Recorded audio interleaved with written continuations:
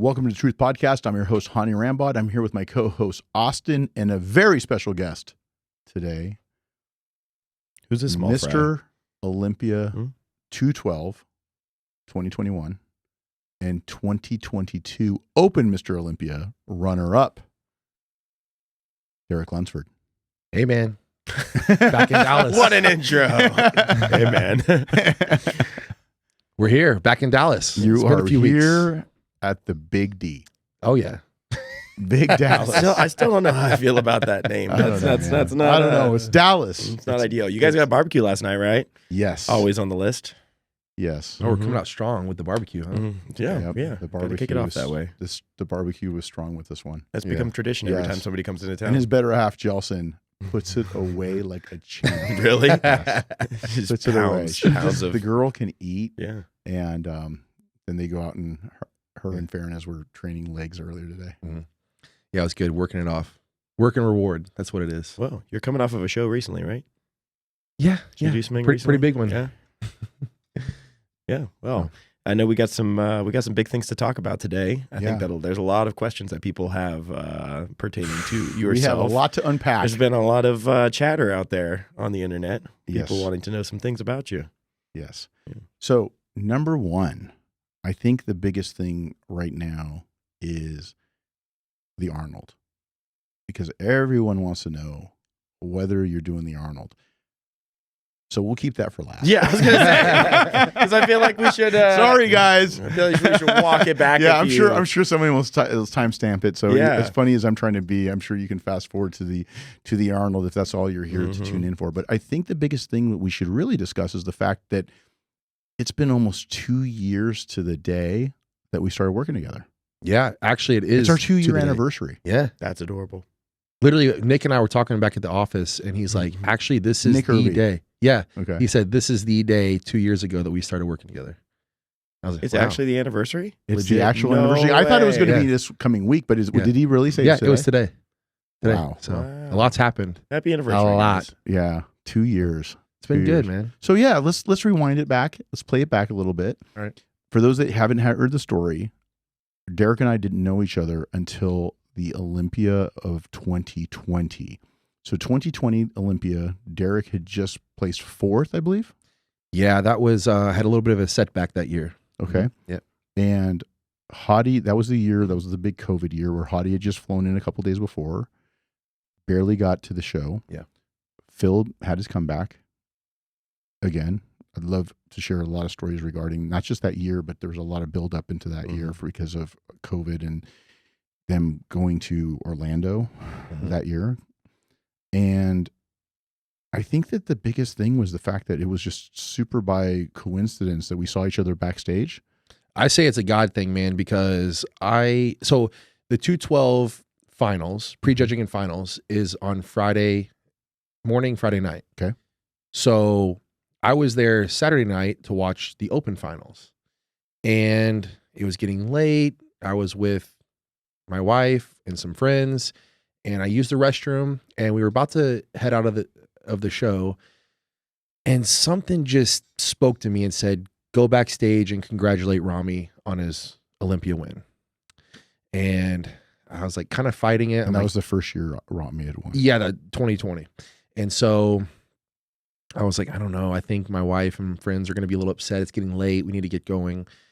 And I kept feeling, I'm like, no, you need to go backstage, congratulate Ramy. So I said, okay, they're going to have to forgive me. So I just beelined it backstage, and I did. I congratulated Ramy on winning and got to talking to some others backstage. And long story short, you and I started talking.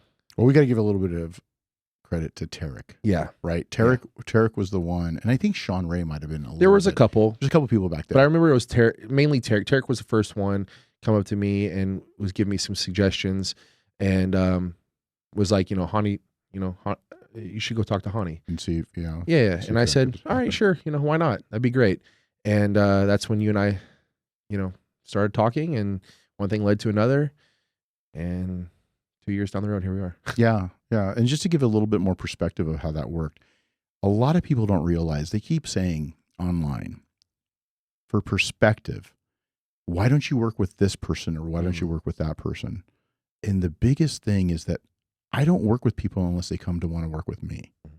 That's number one. And that just doesn't mean that I'm going to go ahead and do it, because obviously everyone knows I work with less than 10 people a year. But you're not going out and picking them. I do not. That's why the people, Hany cherry picks. Yeah. I don't cherry pick. I may cherry pick when it comes to the ones that are actually coming to try to work with me. Yeah. I'll sit down and I'm going to filter that and see if that's going to fit personality wise, work ethic wise. Is the genetic potential up to what their expectation is? And I've always been that way. Even when I was training a lot of amateurs, I wanted to work with people that had a realistic expectation. So when I met Derek backstage, it was because somebody came over and said, "Hey, I want to introduce you to Derek. Hey, nice to meet you, Derek." You know, and I didn't even know you placed fourth, because normally you've been in the past, you were like in the top 2 or 3. Well, I know how you are at the Olympia, and you were like tunnel vision on what you were focused on. Yeah. And I kind of like came up behind you with Derek, and he was like, hi. And that was just kind of like that, like, oh, hi. Okay. Yeah. And we just kind of started talking from there. So. Yeah. And just kind of like a really, really fun side stat that I want to know. What was your weight at that show? 2020. Oh, that was the year where, my weight had come really far down. It wasn't even, I think I weighed in at like 208, but I think I actually dropped even more weight after weigh-ins. I think you were like 204. Yeah, I think I was so like, that compared to a couple years later to this Olympia, that's pretty wild to think I about. can't remember my bottom weight. It might even been lower than 204, to be honest with you. Wow. But it was, because the couple years before that, I was weighing a little heavier, but that year I really got, things didn't go too well that year. So that's where you guys met, and that just got the ball rolling. We met. It was just, I was with Hany, Phil backstage, running around, just, again, I was in the moment, and he was 100% right. It was just a, hey, how are you? Great to meet you. And I think you were wearing a suit. Yeah, I was. Yeah. And I was like, wow, this guy's wearing a suit backstage. And I didn't know, because I'm just so caught up in what I'm doing. I'm like, did he already change? and I, like, I think I still had my tan on too. You did. I still had my spray tan on, my pro tan on. Did you wash it off? No, because I wanted to take photo shoots in it, and then I realized I probably should have just. You wore a suit with white collar, demolished. Yeah, it was gone. Yeah, done, dude. Yeah, because he did look a little extra orange. He was a little extra spaghetti. He was a little extra spaghetti before the jar. For those of you who haven't seen the meme, the Tupperware with the spaghetti. You too. I was, I was the spaghetti, and you're the Tupperware. I was the spaghetti because I was all red tan, because the color, the light hit me a certain way. Oh, okay. It had a red tint to it. Yeah, it's a meme that went or viral. whatever. A meme that went viral with him and I. Yeah, but what's funny is the fact that, how you doing? What's going on in the moment? I think you got my contact information from Tarek. It was fine. But at that point, I was just trying to be able to finish off the interviews or anything else that was going on and move on for the night. Derek, I think you hit me up like literally 3 or 4 days later. Yeah, right away. Like that next week, we just started talking, and I don't remember. Yeah, we got on a phone call. That's what it was, because we both kind of wanted to feel each other out. Yes. Like we wanted, like, even myself, I wanted to make sure that you would be, I knew you were like the top-notch coach. You were someone that I looked up to and always wanted to work with. But I also wanted to like have a phone conversation and kind of get to know you over the phone. Personally. Yeah. And we both asked each other what we wanted, like from coach athlete perspective. And it just seemed like from that first hour and a half phone call, I remember getting off the phone, and Jelson, my wife, asked me, she's like, how'd it go? I go, actually really good, way better than I even expected, because like I said, I'd always looked up to you working with like Phil and Jay and everyone that you work with before me. So I knew you were the top of the food chain as far as the coaches I wanted to work with. But once we had that first phone call, I was like, I think this is going to be a good fit for both of us, for sure. Yeah. So when we started talking, again, that mindset, is he going to have the mindset to be able to do what he needs to do? He's got a really good physique, just hasn't been able to nail it. And that's okay. We have to figure out why. So we had to reconstruct that as we were continuing that relationship and that talk. But what was really cool at that point was the fact that I didn't have outside influences. Because honestly, if I did, I probably wouldn't have worked with you. Because after you also told me, hey, my previous company that you were with, that contract had ended. I Mhm. believe you were with Universal, Mhm. and it was one of those that said, "Hey, this is over. I'm also interested in this." And I said, "Okay, we can probably work something out on both ends where we can Mhm. kind of work together." Again, this was all we were talking a lot, Mhm. and we're just trying to get this thing going and say, "Hey, would this work? How is the training session thing's going to work? How is he going to be if he's going to be an athlete as well?" There's a lot of different things that you got to think about. And it's not just this universal, yeah, let me just go do this and fix everything. Yeah. Because you got to be able to jive on the same frequency. And so what I did was I just got to just know him at that point. Mhm. And I didn't have some of the things that had happened in the past. Mhm. And there were some interviews that he had done, some things that were very polarizing. And those things came out after we already started our relationship, where some people came to me and were like, "Oh, I'm very surprised that you would work with him." I'm like, "Has he got some kind of shitty physique that I didn't know about? Is there something, you know what I mean?" And they're like, "Well, you said some things in the past and this and that." And I'm so glad. And I'm not going to say that that would have affected me, but would I have listened to it? Yes. But do I think that it would have affected me in terms of how I would have would I changed? No, because I want to know how he is right now, not how he was 2 years before that. Yeah. And maybe he made some mistakes in some interviews. Maybe he was prompting people to try to create some controversy. But what was cool about Derek Lunsford was that I was able to kind of get him more of a blank slate. And I think that the fourth place maybe humbled you a little bit. That was for a couple years a very troubled time in my life, Uh-huh. and we've discussed that before on previous podcasts here. I'm very thankful for that troubled time, because now, like with my faith, I believe, God really pulled me from that, and now I can, honor and glorify Him and say He's the reason that He pulled me from this time. I couldn't have done it on my own, so I want to praise Him and thank Him for that. But that's why I say I'm thankful for the troubled time, but I'm also thankful that I've come out of it a better person, I believe, on the other side. So I don't know, man. It's when I look You should back, be proud of it. I think when I Yeah. hear your voice, you're still a little uncomfortable with it because I think that there's some things that you say that if you could go back in time, and you told me this, that you would have changed. definitely would have changed some things, and not just like things said or try to be entertaining in bodybuilding, but just like the mindset of my day to day. I feel like I was, with having that chip on my shoulder, I could have made life a little easier for myself. Had I had a shift in the mindset. So yeah, of course there'd be some things that I would change if I could go back, but that's why I just decided to move forward. And that's why when you and I met, that's what I was doing. I said, okay, I'm setting my mind to move forward. I want to be a better person. I want to change the habits of thinking in the way that I am. So that's when we started, working together. Well, and it was just, when that happened, the pivotal part of this whole story was working on a level where I believe I could trust you to follow the plan, but you can also trust me to give you the proper plan. So it does help that I have a track record, because I feel like whenever you start building a track record as a coach, you have more people that want to listen to you, instead of saying, I'm only going to take bits and pieces and then I'm going to throw in the rest because I may still know better than the coach that I'm with. And I think a lot of you guys that are listening to this, whether you're a coach or you're an athlete, you know exactly what I'm talking about. You want to know already what the person's saying before they're saying it, because you don't want to feel inferior. But if you're working with a coach where it's complementary to each other, you elevate. Exactly. And that's the difference. When you have an ego as an athlete or a coach that you're trying to bulldoze somebody into doing something, or if the athlete is trying to still take in consideration that I don't want to feel stupid just in case someone's telling me something, I'm not going to listen for that extra 20 minutes of cardio they're trying to get me to do because they don't know my body. That's when you run into problems as an athlete.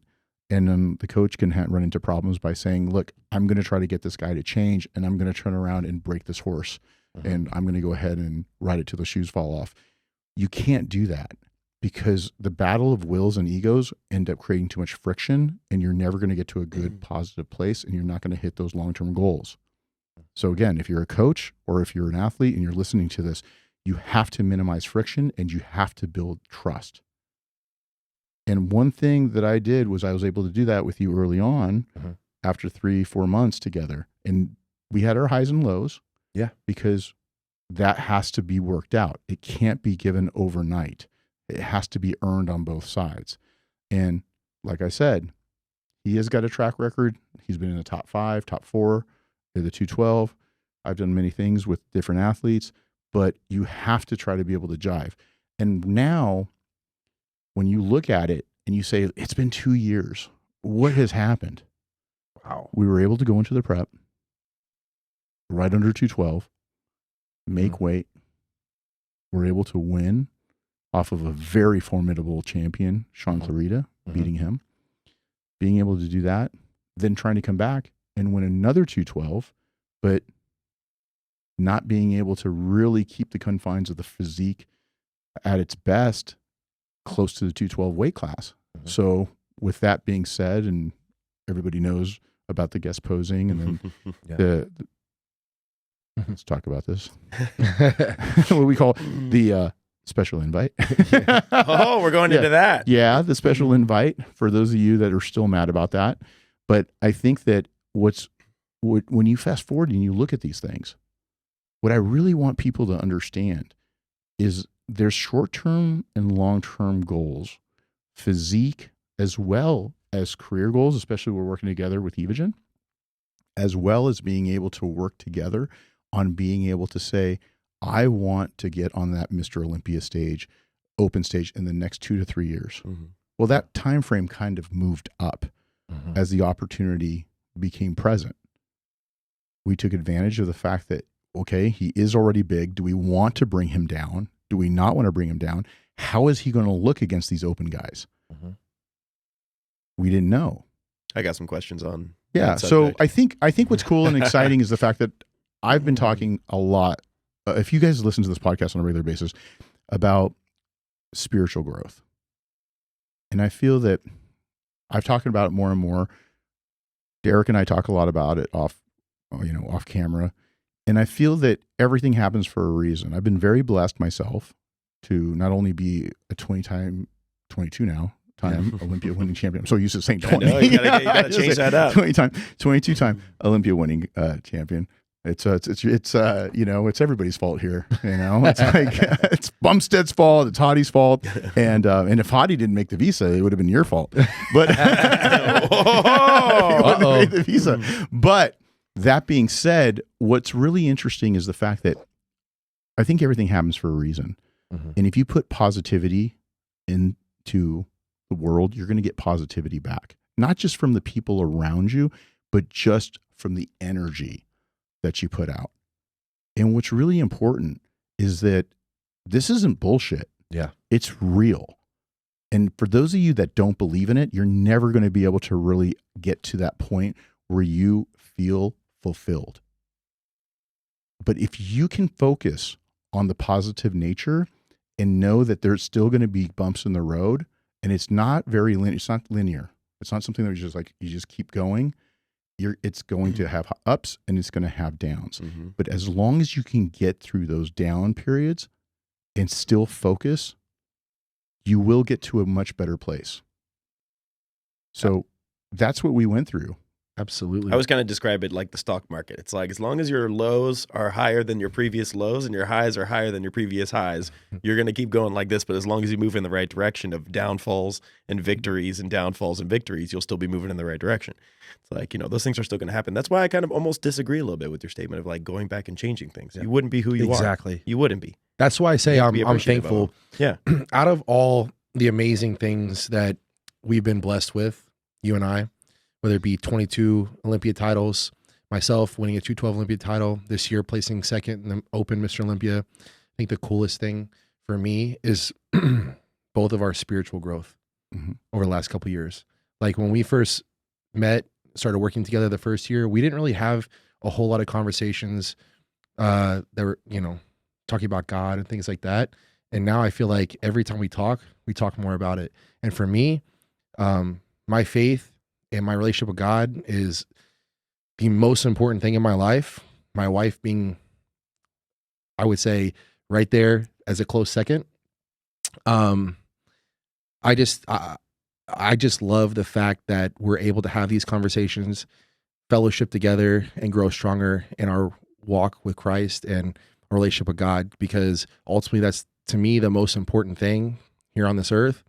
And all these other things that we've been blessed with are just amazing bonuses. I mean, of course, yes, we're here, in bodybuilding, and that's you as a coach, me as an athlete. We want to be our best. We have our goals, but ultimately, I think for me, that's the coolest thing is our spiritual growth. 100%.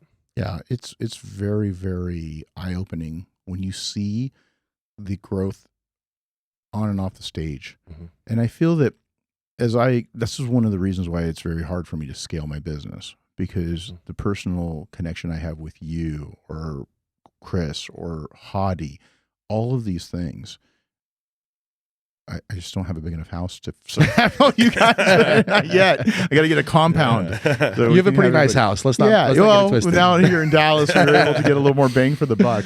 But all in all, what's really nice is the fact that it's just as cool as everybody's willing to help each other too. Mm-hmm. Mm-hmm. It really is. And obviously, there's been some amazing results from all of that based on this year specifically. And it was cool to see the Evogen team just walk in and kind of sweep. But even without Evogen, I mean, look, Chris has got Raw, and he's with his own, company. It's his company, along with his partners, Dom and Matt. But I feel that it's just one of those things when you have a real positive team, and then they have amazing people behind them, their significant others, plus a Veep. Exactly. And it's one of those things where I really feel like everybody grows and everybody's able to elevate together. The dynamic has a lot to do with your energy.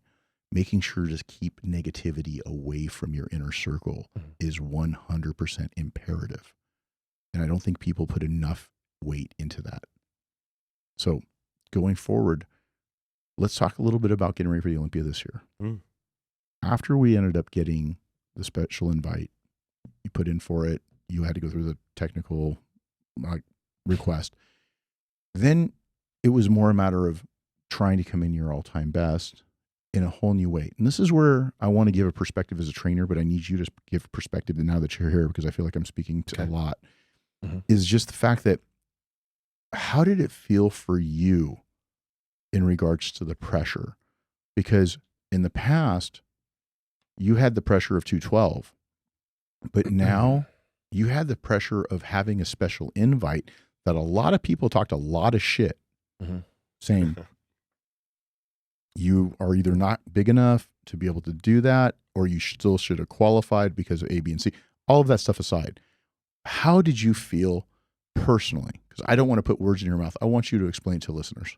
To be honest, I really didn't feel the pressure that people would think that I felt. I was and still am completely focused on my ultimate goal, and that's to just be the best bodybuilder I can be. I am aware of the competition that's out there. I'm aware of, okay, you got a special invitation. This is really important that you come in and nail it. But really, like, even if I didn't, like, I always know I give my absolute best. I have the best coach in the world. I'm not just saying that because you're sitting here. We all know it. I appreciate it. 100%. There's no question about that. So I have faith in you. I have belief in myself. I know me. I'm always going to give my absolute best. I have an amazing wife who supports me fully. I have amazing friends and other people in my life that supports me fully.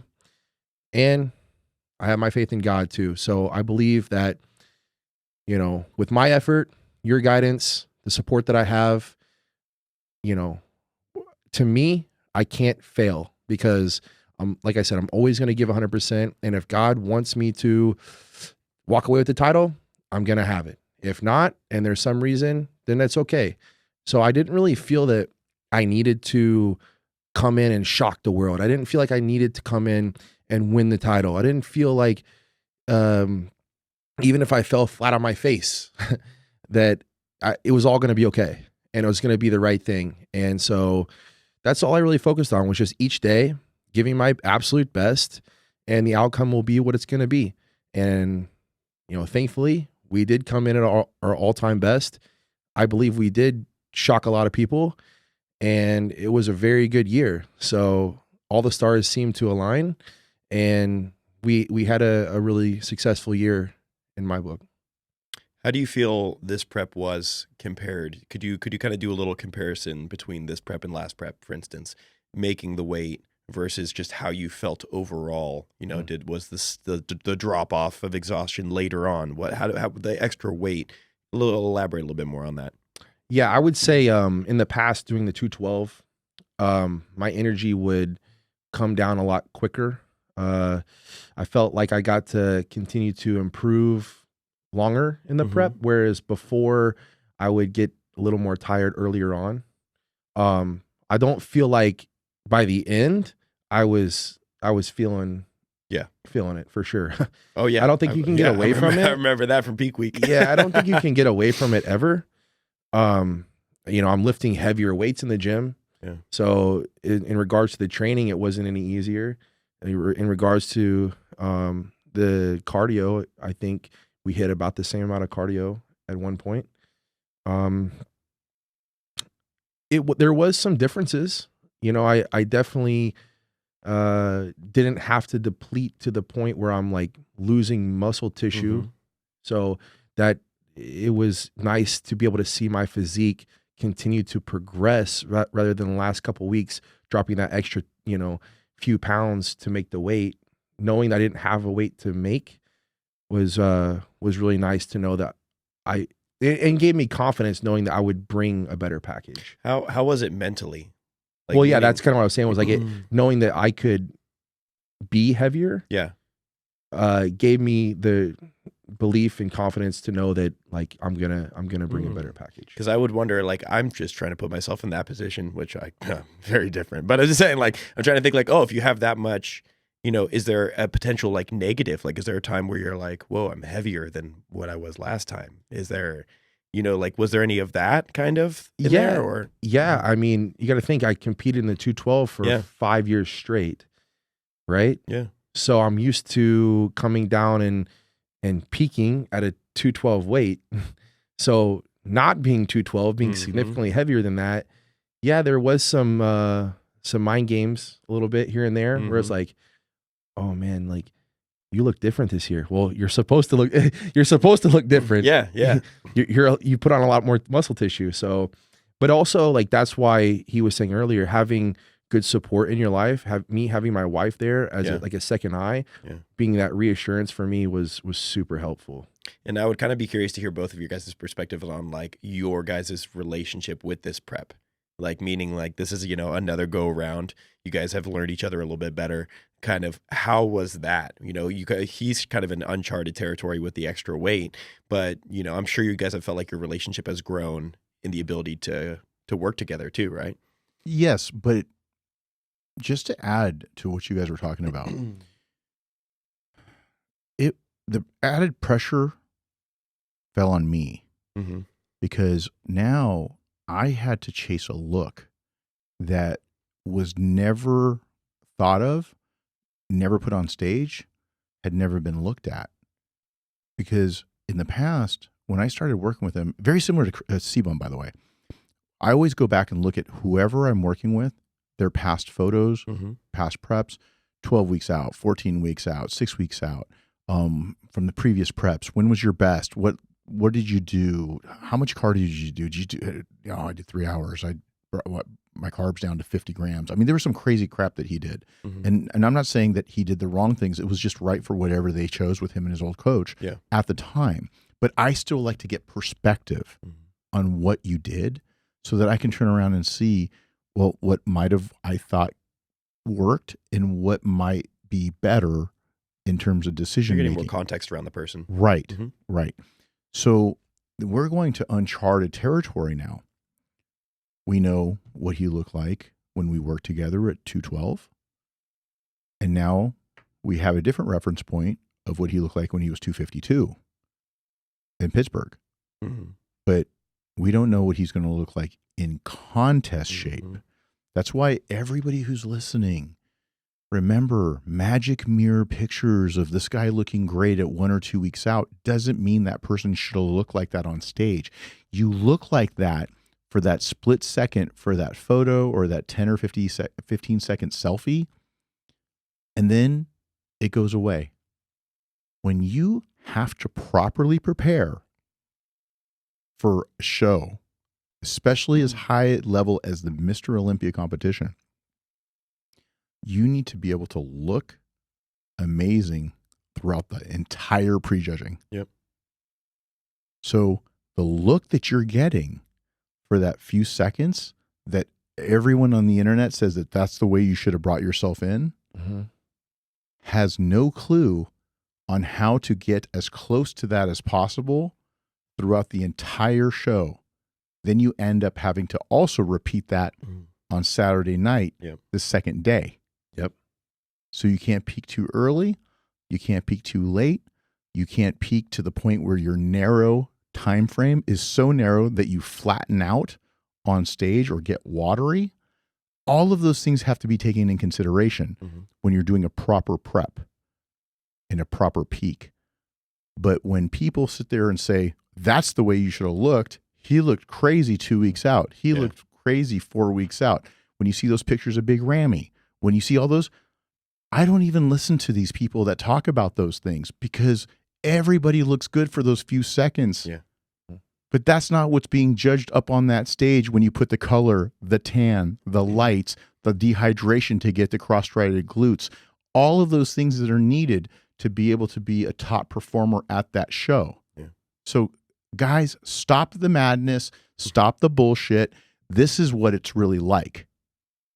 And I do kind of want to touch on that a little bit with that, because I feel like that was very kind of applicable in this show. And I heard a lot of it in the crowd where there were certain people who walked on stage and everybody was like, oh, I mean, like, you know, like people were mumbling behind me or like, they didn't look like they did in their photos, or they didn't, you know, like they didn't come through that exact way, or they didn't peak perfectly.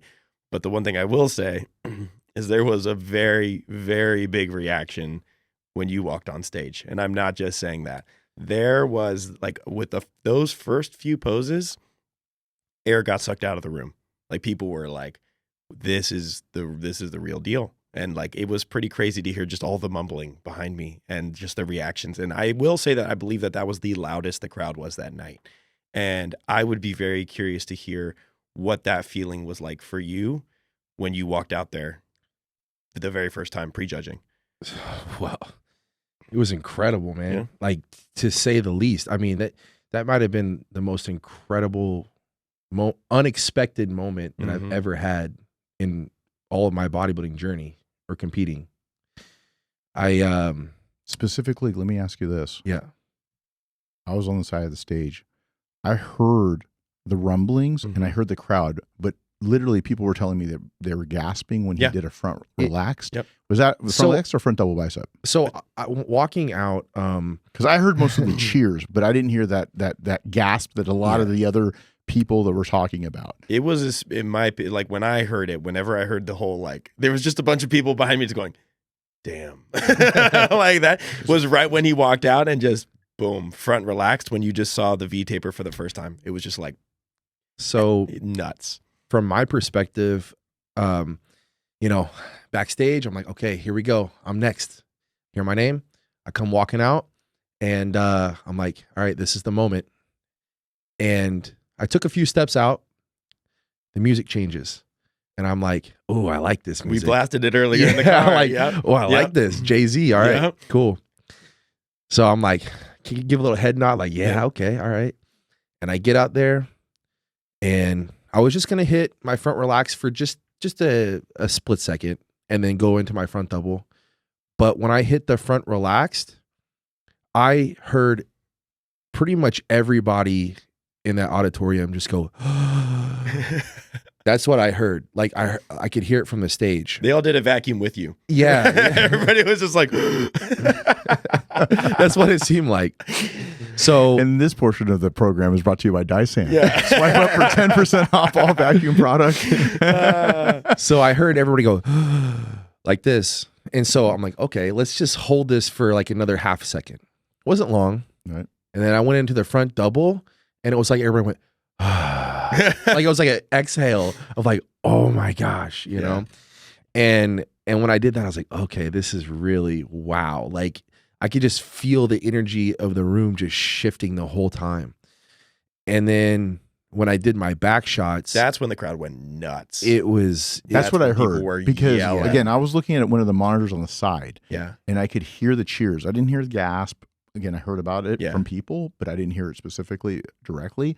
But then when you hit your front double bicep, I heard some cheers and some applause. Yeah. But then when you hit the back double bi, then it was kind of like you heard people kind of go through. It When was you the hit glutes. Yeah. Yeah. It really and you was. start playing around. It's my wife's booty blaster program. Yeah. You can sign up at Fit with Gel. I don't know what There it you is. go. No, and actually we were talking about this earlier. It was so perfect. I thought you chose the song. No. And we were talking about this earlier. As he walked on stage and he goes and hits a pose here, and he's about to hit his front relaxed, and the lyrics go, allow me to reintroduce myself. And then he just goes, boom. And then it was a cool moment. Let me ask you this. Have you cool. gone back and watched it? Oh, I have. Have you? I have. And every time I do it, I get like cold chills. Yeah. It just puts me back in the moment. I love it, man. That was. I never do that, by the way. What? I never go back and watch any of the videos. I've watched that one specifically multiple times because I was like, that was such a cool moment. It was so cool. I did for the 2021 Olympia, and I did for this year, because those are some incredible moments that I'll never forget. Yeah. I want to, because the person that made me go back and look at some of the old videos was Hany. Oh, really? Because Hany can't understand what people are saying, especially on television. But he's in the TV room, right? And he's in the theater room. And I walk in there, and he's got YouTube, and he's watching Phil Heath, and it was one of the Olympias, right? I think it was like 2011. And he's like, and he's looking, and he's like, look at this, like, you know, in Farsi. He's like, look at this. And then I just go, if I saw it, it was probably so long ago, I don't remember, because I'm always looking forward. It's really hard for me to look back. And that's something that I'm continuously working on, to go back and re-enjoy the moment. And I felt like what I really wanted to do at that point is just sit down and go, how did he really look? Was he as good as what I saw on stage? And I look over and I'm like, fuck yeah. You know? And so it was really good. And then so he was just going through there, and I'm watching it, but I don't usually get to go back and look, because all I'm doing is looking forward. So for me, now that you mention this, I want to go back and watch I want to go back and watch the show. Because I put myself back in that moment. I want to feel that moment again. And every time I do, I'm just like, it brings me back, and it drives me to want to keep going further, man. I have 3 specific moments in my life where I was in a stadium setting like that, where a crazy thing happened, like a crazy win with seconds left at a game, or a really insane concert. And that is now one of those moments. Not because of you. Don't let your hair get too big. Get out of here, man. No, but it was the crowd's all at once reaction to one specific thing. That was just like, wow, that's a cool thing to be a part of. Taking myself out of the equation, I agree. That's why I was just like, wow, like to be able to be on stage and doing it and feeling that energy shifting as I'm doing the different poses. It's just like, I don't know. I'll never, ever, ever forget that moment. Well, now let's transition to another one. You're all on the sidelines here. I feel like a sports interview, or like, what were you feeling in that moment? But I'm going to have to say that. You guys are all standing there. First call outs happen. Yeah. Just what's going through your head? I know it's obviously that's a very common question, but yeah. So before or like as they're calling out or about to, I'm thinking, oh boy, I hope I'm in this mix here. You know, I had a pretty good idea that I'd probably be in the top 5, but you don't know. Like you don't know till it's said and done. It was a stacked lineup, very stacked. So I had confidence, believing that I could be in that first call out. So they call my name. I come out there. I'm like, all right, cool. All right, first call out. Let's it's time to fight now.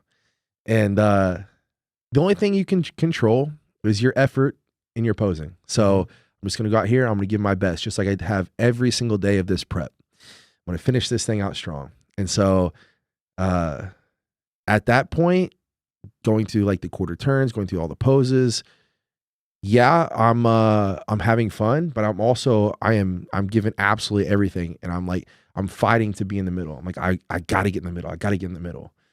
And they put me and Hany in the middle, and the whole time I thought he was in the middle, and I was off kind of to the side because I thought maybe there was like 5 people in the call out, so I didn't know if there was like 5, 6. I wasn't sure, but I was like, I knew me and him were definitely in the middle. So just the whole time I'm like, just keep posing, keep your composure. But I also promised it to myself to be in the moment. I wanted to own the moment for myself. I didn't want to like rush through, because even though you look back and it's like, wow, that was a lot of posing there, it goes by like that. And so I didn't want it to go by so quickly. I just wanted to take it all in.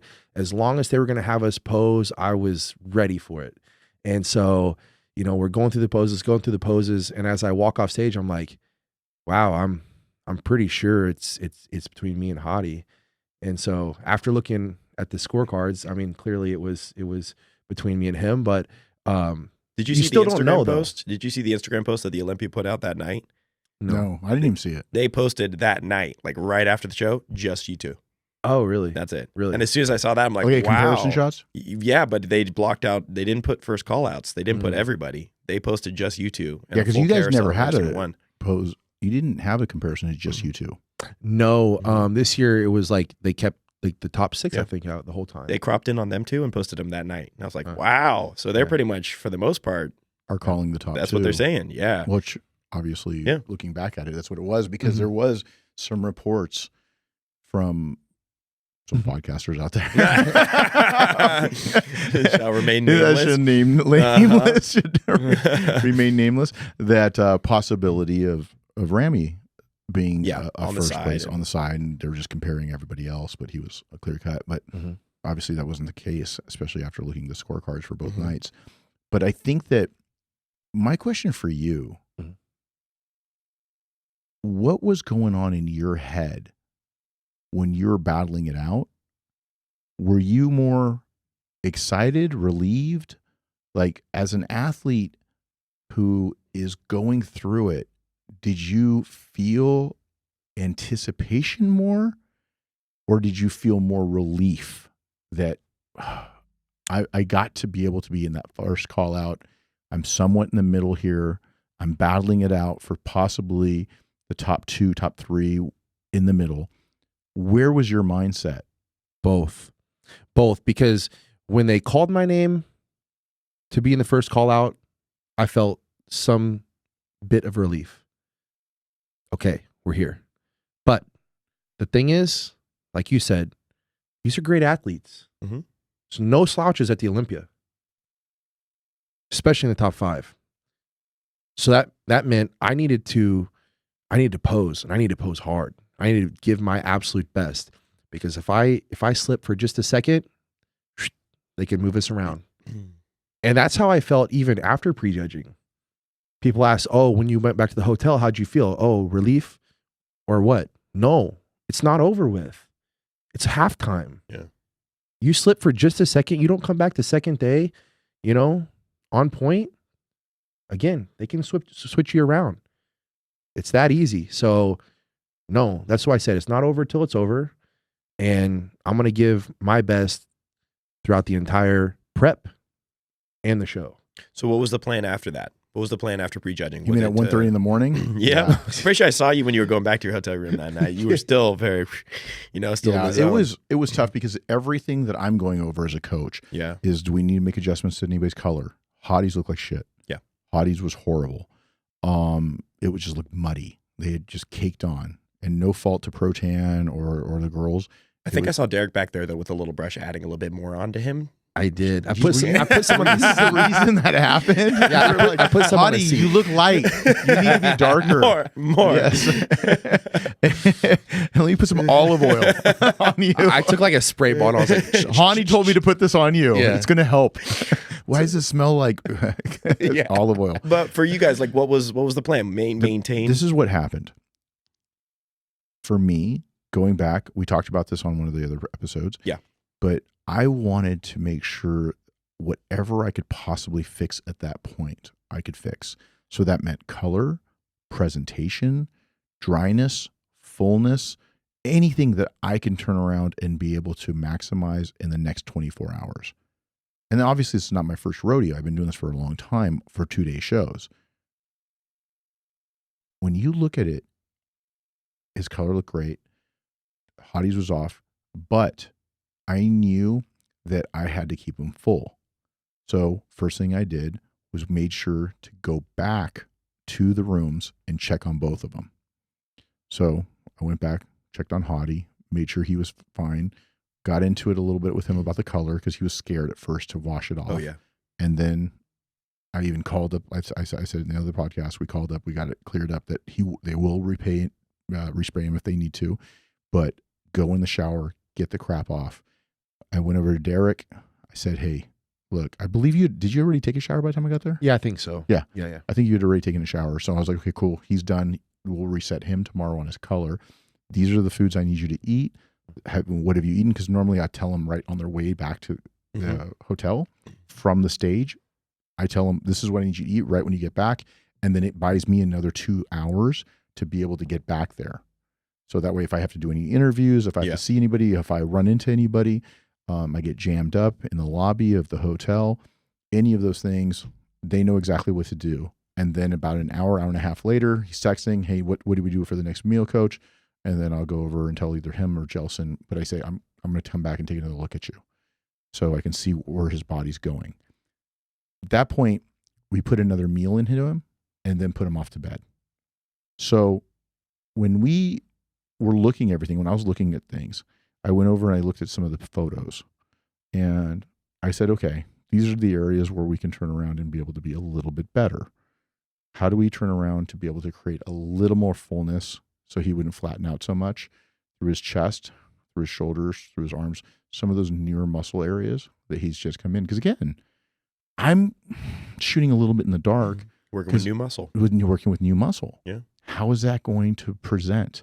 How is that going to stay relevant through the entire prejudging, pose after pose? And Big Steve was working with you guys, working you guys. Mm-hmm. So he was like, here we go. Now all of a sudden he would switch you guys up and then be like front double bicep again, back double bicep, and just kind of go through there because they're trying to give everybody a show. Yeah, absolutely. They want to get the fans their money, whether it's pay-per-view or whether it's in the seats. Especially this year. Yes, especially this year because it was the toughest lineup in a while. Mm-hmm. And so what happened was it's very, very difficult to try to understand what is going to be the best combination of size and fullness when you've never done it before. He's never done it. He's never been able to put that together in a previous package. Mm-hmm. I have to shoot completely from the hip and say, what is it going to be? Is it going to be 238 pounds? Do I bring him in?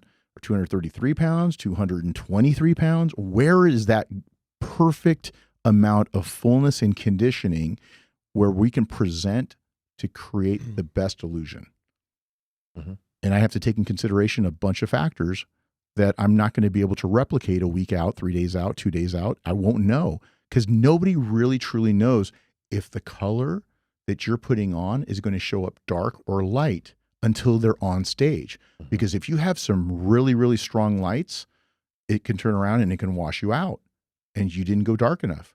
But on the flip side of that, and this has kind of been happening recently, is it's darker lighting. It's not super bright. And then those LEDs end up making you look a little bit darker because it's not light enough to be able to kind of wash out and build shadows. And so that has a lot to do with it as well. So you can sit there and try to guess a million different ways by Sunday, but you're not going to be able to know until you're actually up there. And you're referencing to the food too.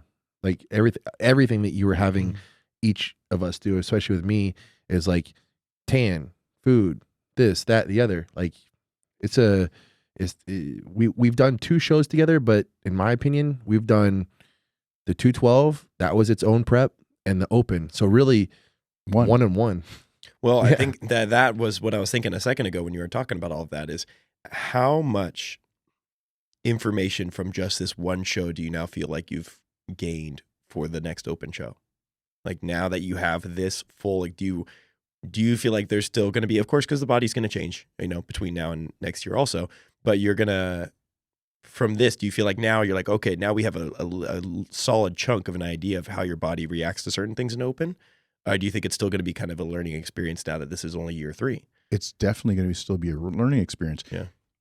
You're not going to have the jump that he had from 212 to his first open show in his next open show, but he will still have a lot of different nuances that we're going to have to learn on how his body changes, because your body's chemistry changes, your body's metabolism changes, and you have to be able to learn from that. If you are going to constantly just reference what you did in the past, then, and people make this mistake all the time, I looked my best back in 2018 when I won my pro card. I need to go back to learning and doing that exact same prep. Your body's different. Yeah. So you can't go back and do the same thing.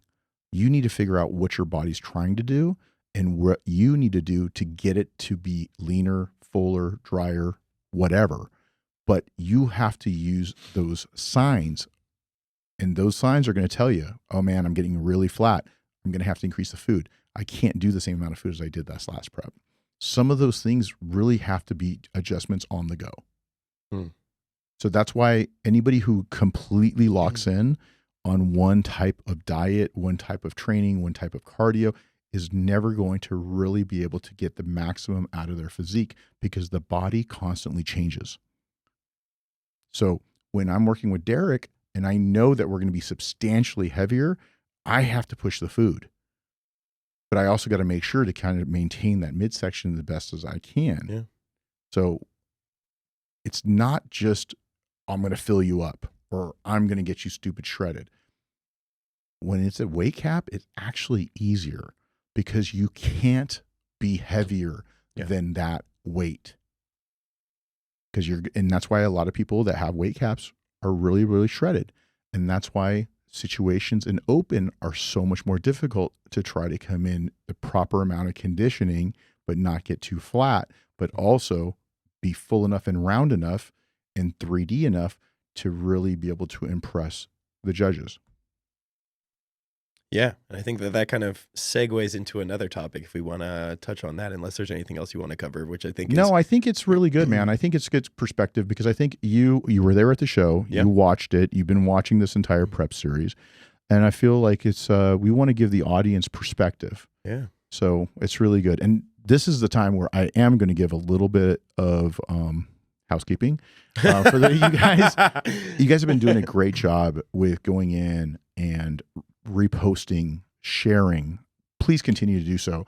And also, if you want to add questions or suggestions in the comment section, it helps the algorithm. It not only helps us to give you better content, but it also helps the algorithm of the podcast. So again, make sure you not only like and subscribe, but make sure you comment and share, because that's what's really helping us, because we saw it in the last episode. So thank you guys for everyone that went and did that.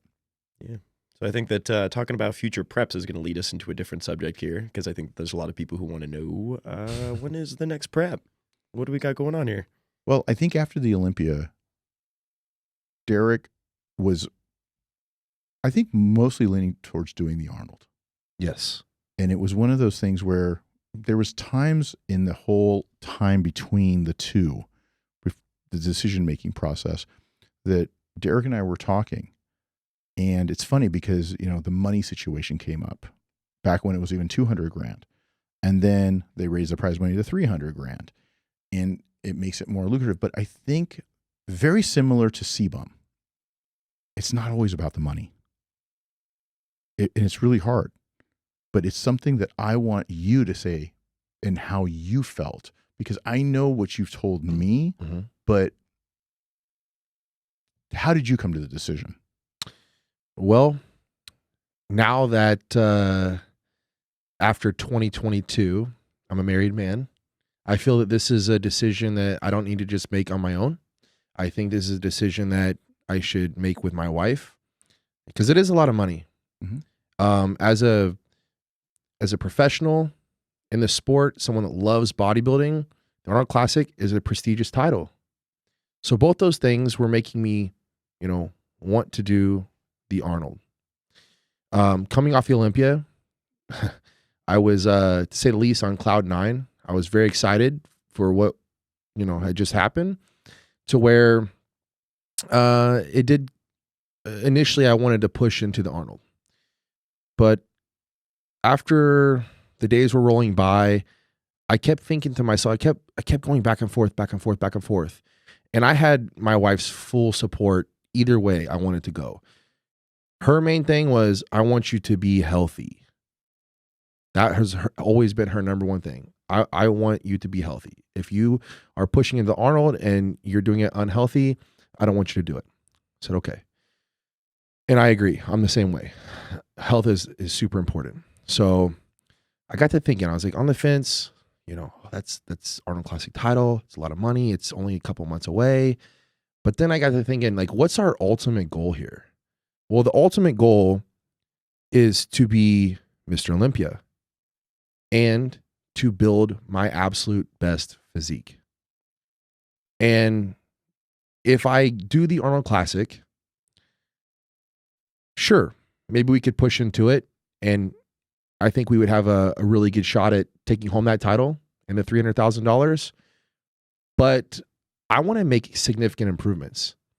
Like you said, we don't know if we're going to make the same amount of improvements from last year to this year, from 212 to open, but you better believe I'm going to give absolutely every bit of effort to make leaps and bounds of improvement this year. And so my goal is just to keep, stay in my lane, keep focusing each day at getting better and improving this physique. And I know where I need to get better. And I know giving myself 2 more months or 2.5 months of being healthy and having a little bit longer of an off season is going to give me, a better shot at coming away with that Mr. Olympia title. And that's ultimately what I want. And I want to just continue to build my best physique.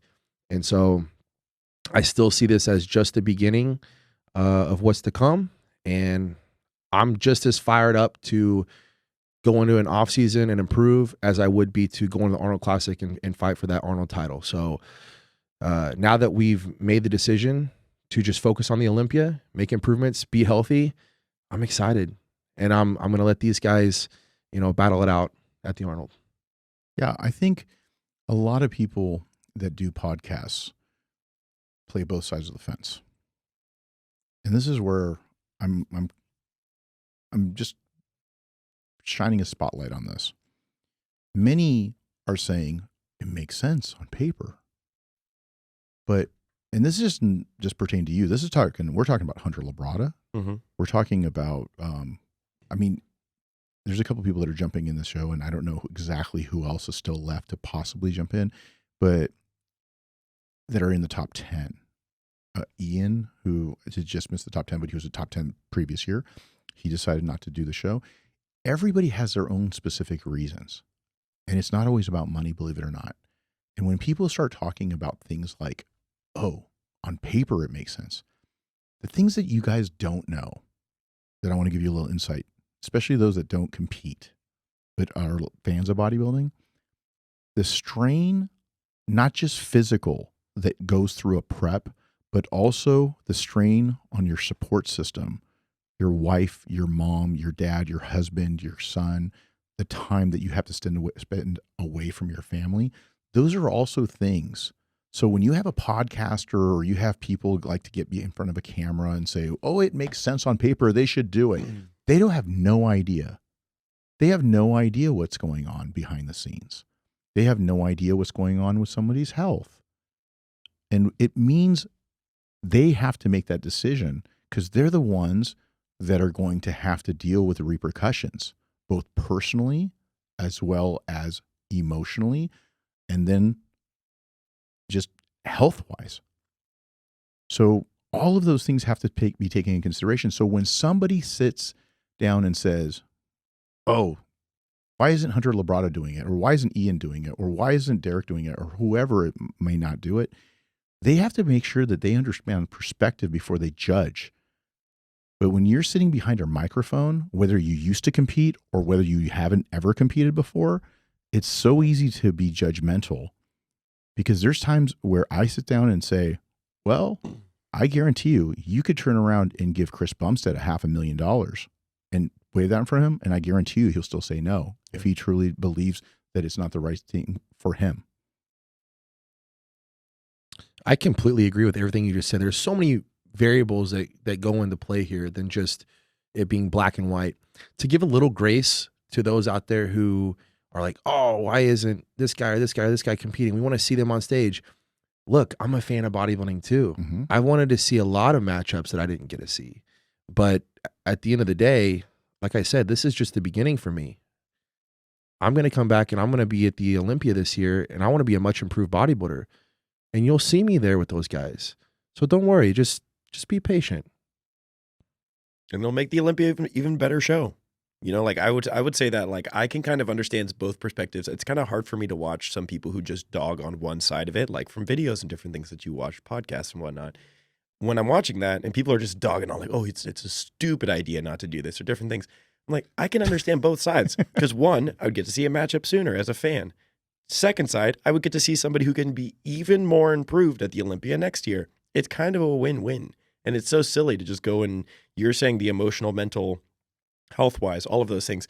But also, it's just not their goal. You know, it's a different thing that they've decided that they wanted to do. It's so silly when people jump on. I understand that they kind of, either whether it's drama or views or whatever. No, I just don't think, it's just funny because it's just about perspective. If you guys want perspective from me, it actually helps me if he ended up doing the Arnold. Why? True. Because then he gets more eyeballs on my brand, Evogen, right? He's an Evogen athlete. We'd end up getting more things. We're getting ready to launch a bunch of different new products. All of these things would happen. We'd get much more of that. But ultimately, as a coach, I want him to make the best decision for him.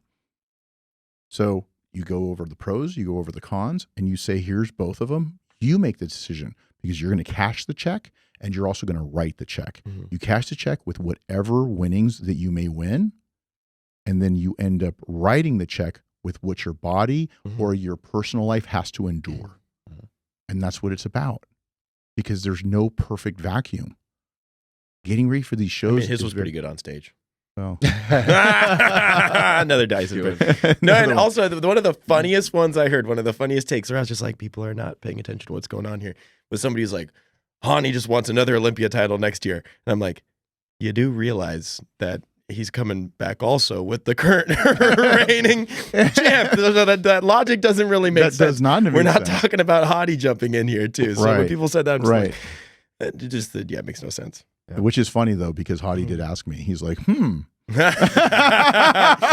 Derek's not doing the show, maybe put that out there for you guys. You guys need content. I think that Some new content. I think that the health subject is very, very relevant. It's just not only what's happening now, but what's happened over the last several years. It's just very pertinent to look at this with longevity in mind. Well, that's why I get so pissed off about some of these podcasts. Yeah. Because you do go out there and point the fingers that these people don't take care of themselves. They don't do blood work. They don't check their blood pressure. They don't do any of these things. But then you haphazardly want to say, oh, it's another 9 weeks. Yeah. Do you even know what that's like?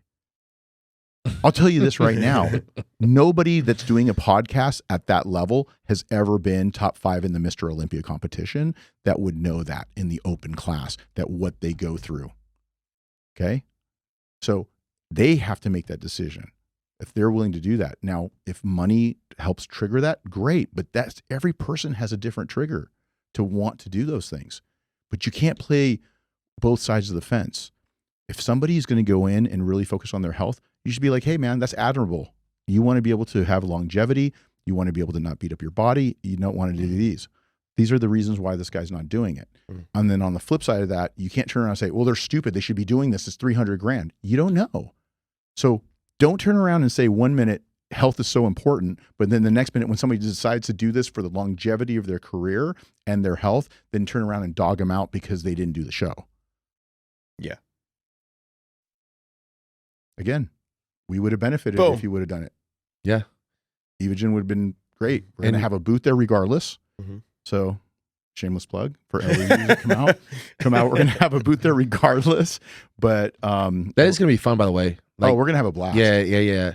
So We're going to have a blast. yeah, Yeah. I love the Arnold Classic. That was actually the first show I've ever been to, the expo there.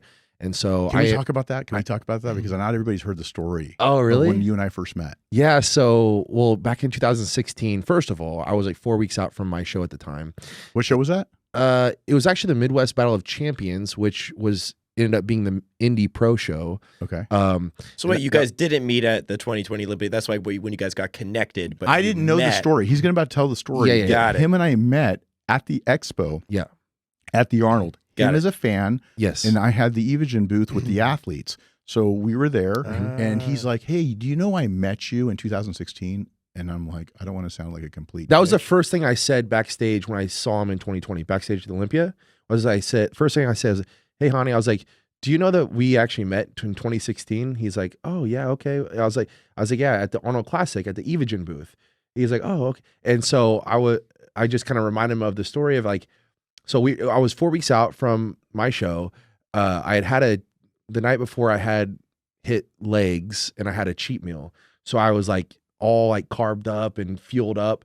And so I wasn't going to go to, drive the 5.5, 6 hours from Indiana to Ohio, but I was all excited and amped up from the workout I just had. And I told Jelson, I said, I'm going to go to the Arnold Classic tonight. And it was like 2:00 in the morning. And she goes, "What?" I go, "Yeah, I'm going to go." I was like, "Do you want to go with me?" I was like, "Let's go." And she goes, "Okay." I was like, "I already got the stuff packed. Let's go." And so we drove at like 2:00 in the morning from Indiana. It's like a 5.5, 6 hour trip.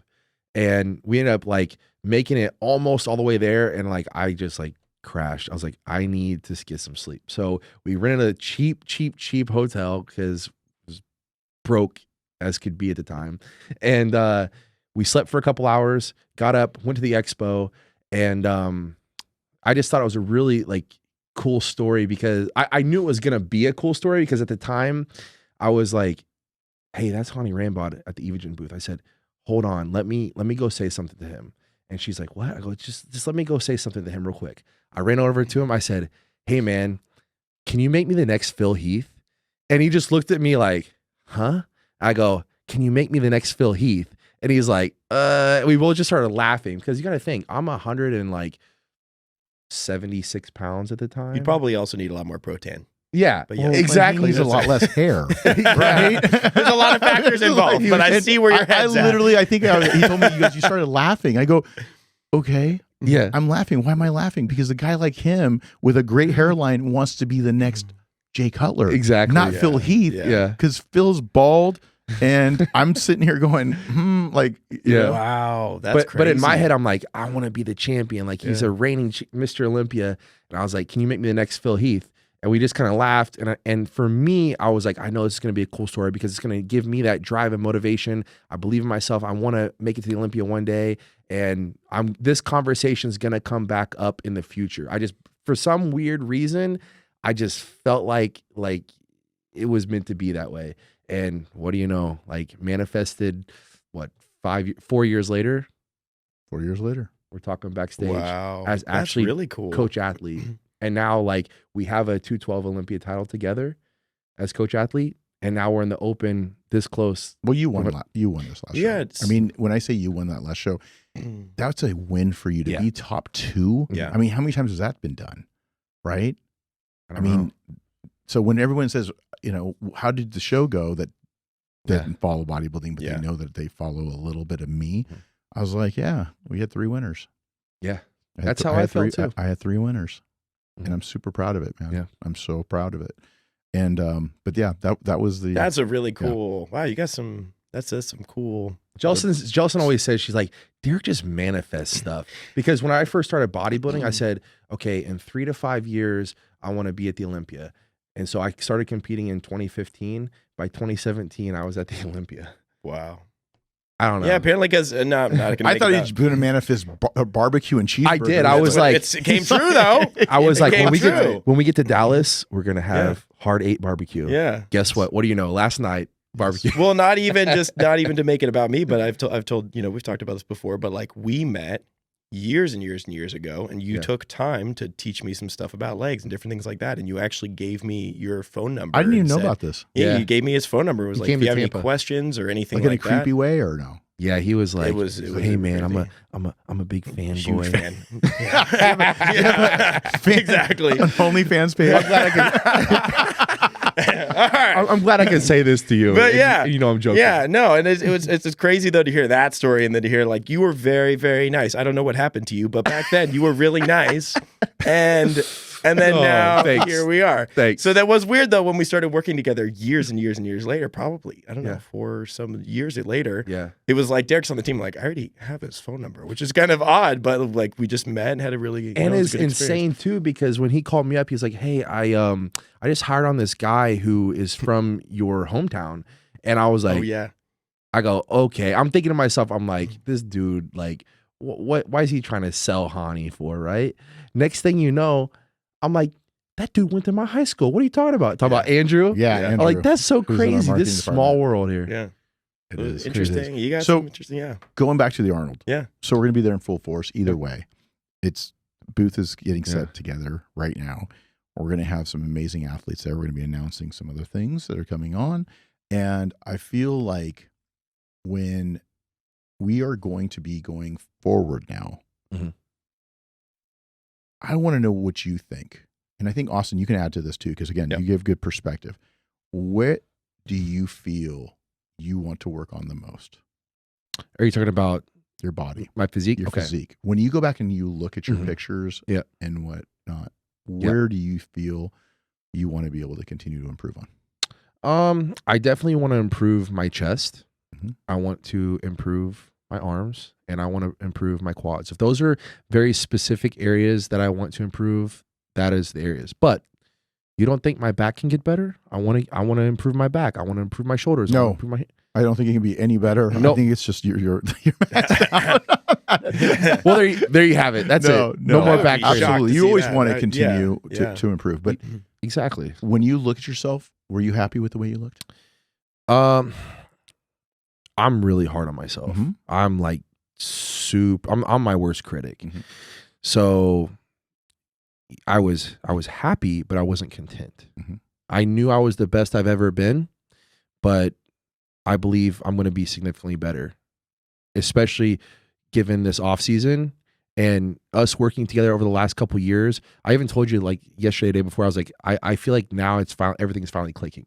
Like your method of training and prepping and everything, like we're finally in sync after these last 2 years, and I'm able to connect with the muscles better, especially like the FST7 training. And so, yeah, I'm very excited because I haven't given myself enough time with this style of training and the way we do things to be my best. So like I said, I was happy, but I wasn't content.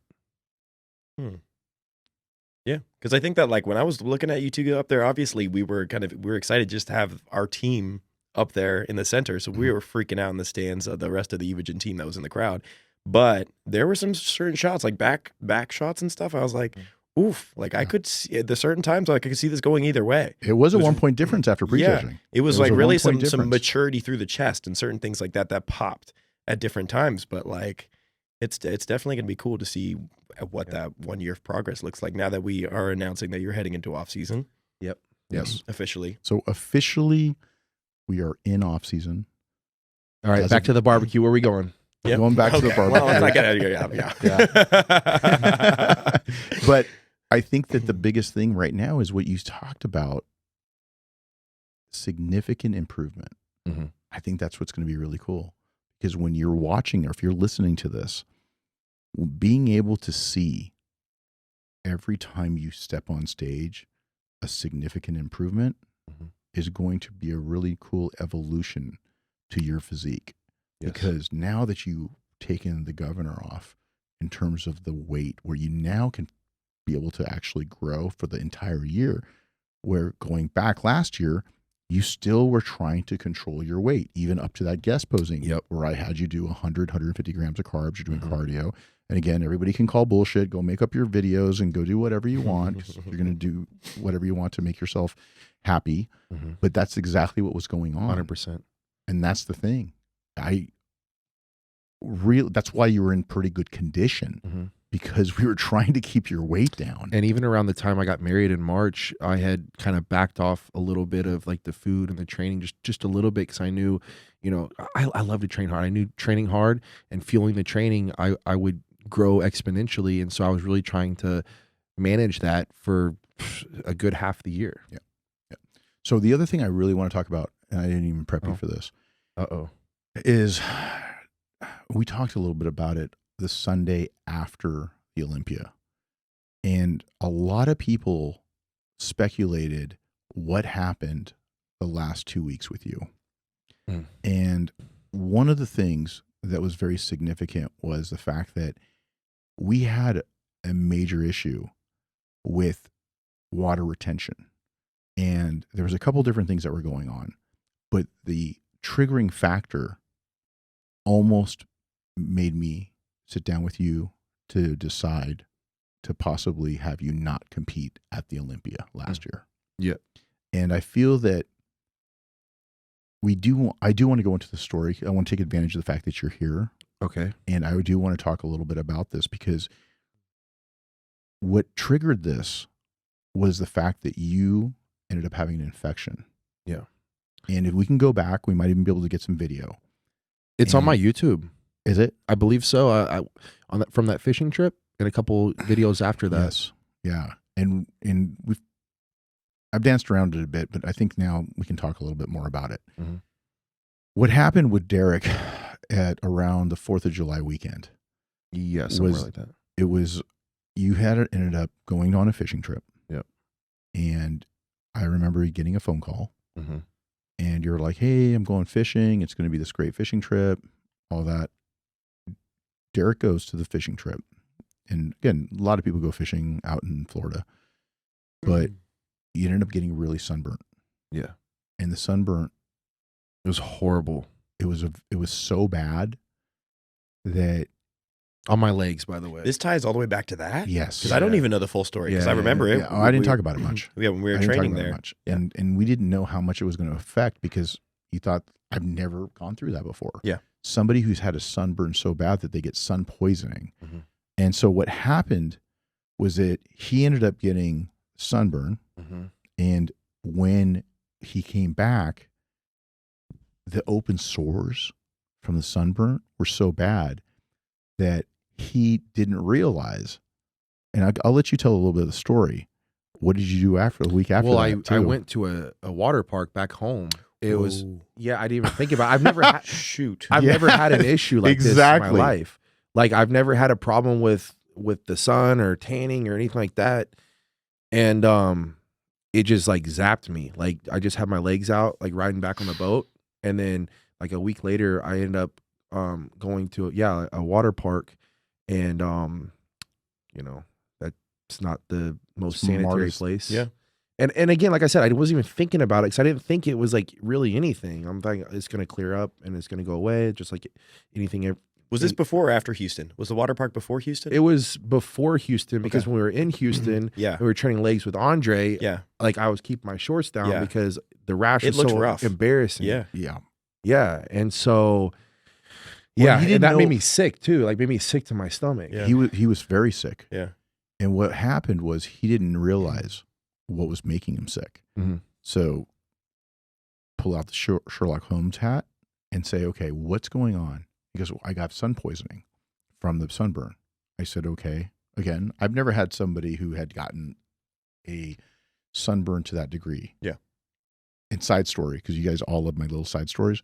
Tamer El Gundy, who now produces the Olympia, who I turned pro back at the USA's way back when, I think it was 2011, had left himself vulnerable to the worst sunburn I've ever seen, up until yours, because he fell asleep on the beach.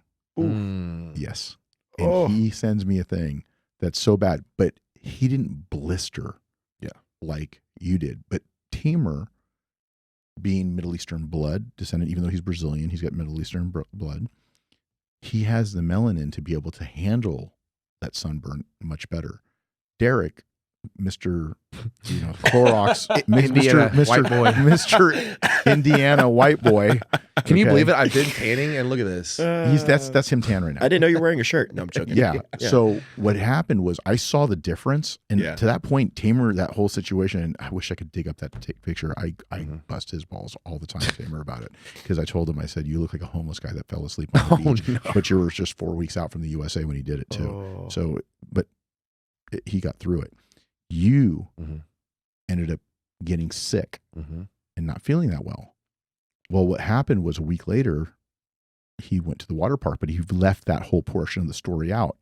So he kept getting sick, more and more sick, weeks later, days later.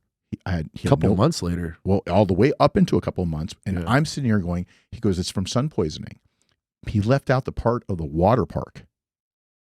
And it then- wasn't intentional. No, It's it just wasn't I intentional. He thinking didn't think about it. And I said to him, I go, there's something else that's going on, because I don't think that your skin, your sunburn, is causing this much Yeah. of a rash.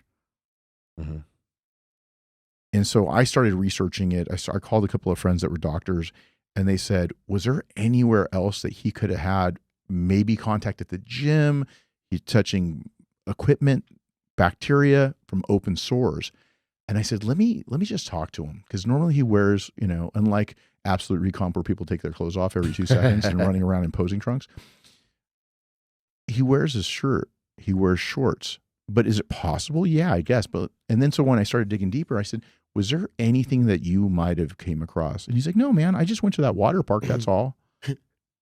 Just rolled around on the floor of a public bathroom. It's like, come down. I mean, a public water park. I think and I'm was never just- going to go back to a water Pretty park sure again. that's like 60% urine. Yeah, That's just in the. Dude, That's But hey, And I don't even want to know how many percentage of feces. yeah. So Yeah. with that being said, I said, okay, you need to go see a doctor right away. Mhm. And I talked him into it. He went into the doctor. The doctor turned around and prescribes him some topical. Mhm. And he comes by and he goes, yeah, I got a topical cream. I go, what? Topical cream? He goes, that's it? yeah, I went to No. the dermatologist first, and then I went to an actual doctor to, well, I don't Well, want to they're say both actual doc- doctor, They're but both doctors. But yeah. But somebody who No just offense. gave you some cream for like, Yeah. it was like a antibiotic I forget type what it's of called. steroid cream Mhm. to get it down. And I don't think, he didn't even do anything. Not really. And then he's like, I've been doing it now. And then another week goes by. He's sick to his stomach. He can't eat. My appetite was gone. You know how much I could eat in the past, right?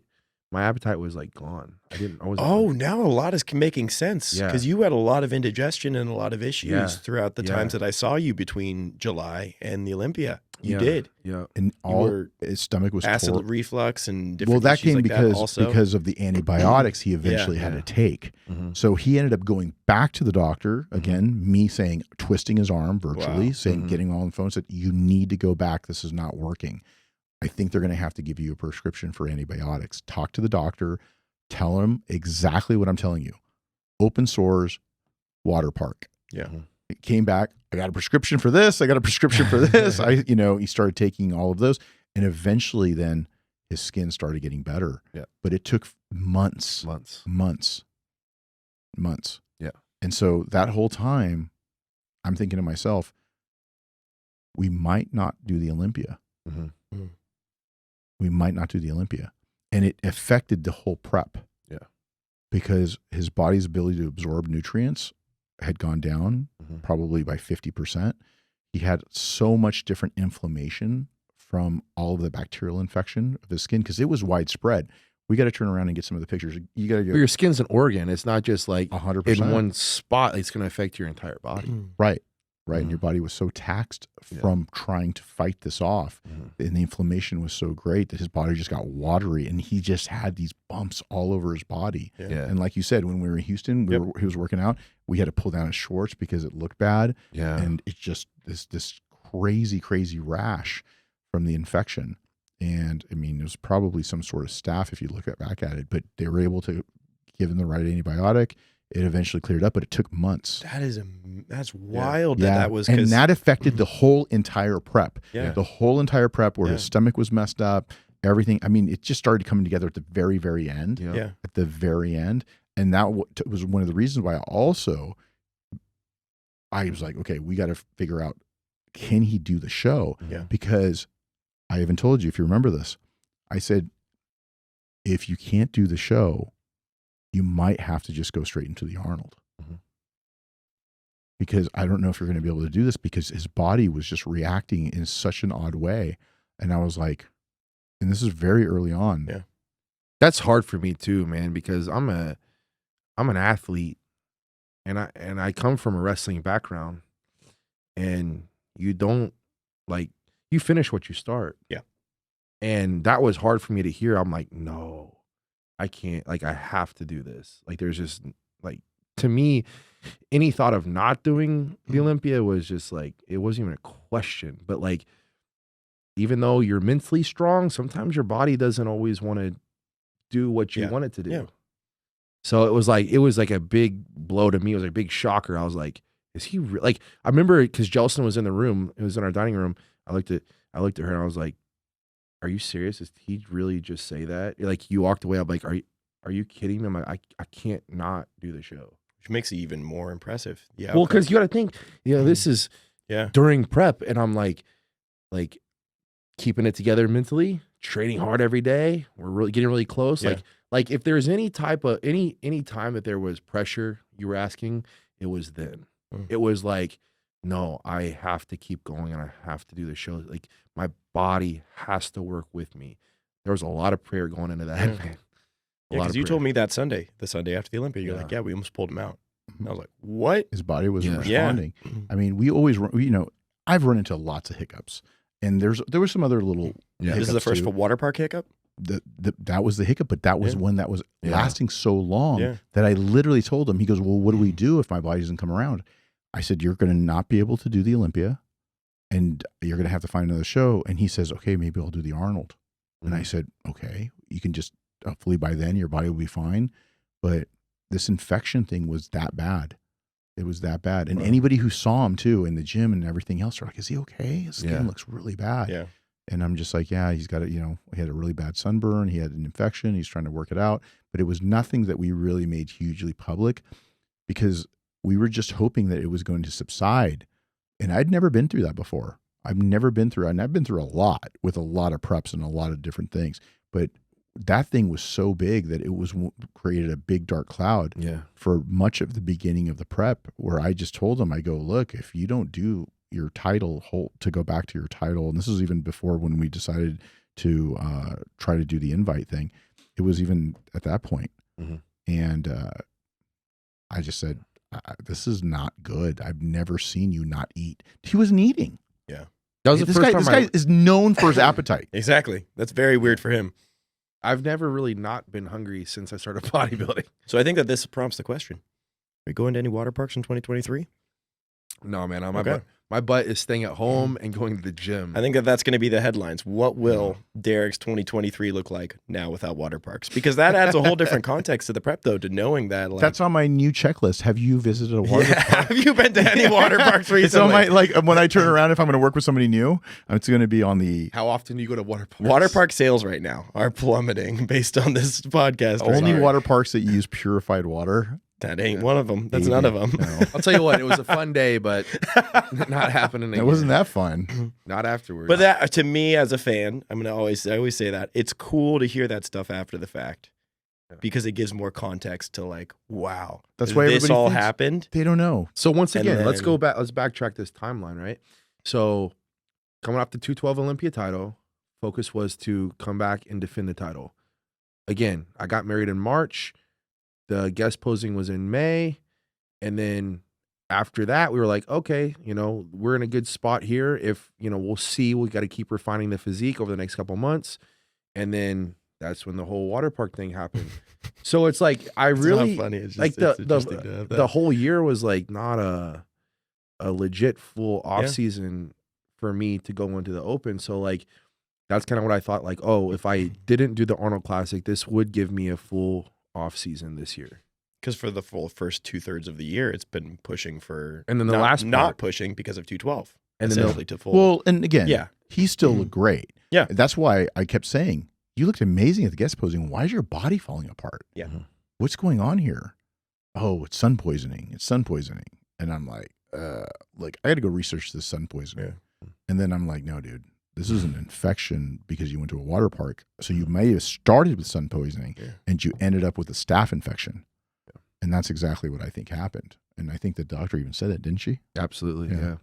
She Wow. said definitely something like, and you can't say exactly what the infection is. There, you can't just give like. Did they end up biopsying or no? No biopsy. But yeah, and that's the other thing. Normally, they'll even take a biopsy. They'll do a swab. They'll do something, send the culture in, find out what kind of bacteria infection you have so they know how to treat it. But it was like going back and forth. Yeah. I kept telling them, you need to go back. You need to go back. You need to go back. The cream's not working. You need to go back. You need something, some oral medication, get that going so that you can turn around and be able to get this thing cleaned up because time's ticking. Wow. Yeah. So again, people go through shit all the time, man. I really didn't think we were gonna ever talk about that. Yeah. Well, that's why I said I knew you didn't see that one coming. No. Sponsored by was just sunscreen now. Yeah, I need a sunscreen sponsor. Evo Screen. Yeah. The newest product in the Evogen line. But I think that as everything started going, you get injured, you get strains, you get all of these things. Everybody goes through them, right? I think that the biggest thing you got to worry about is trying to minimize those things. And when they do occur, how do you pivot into it to be able to say, okay, look, I want to pivot into this. Let me get recovered quickly so that I can turn around and be able to bounce back. And that's a big thing because it's not a matter of if, it's just when that happens. Mm-hmm. So that was that. Now we're talking about on the list of things that we wanted to discuss. Which we've actually I didn't expect that one. That was completely out of nowhere, but we did talk about the finisher was just what was going to be the upcoming year, things you're excited about and things you're wanting to improve. You already said, what you're wanting to improve. You already kind of listed those off, but I think that just in general, I'm like super excited and super motivated this year. Like coming off the 212 Olympia title after 2021, I was the most motivated I've been since I started bodybuilding. Well, I would say this year trumps even last year.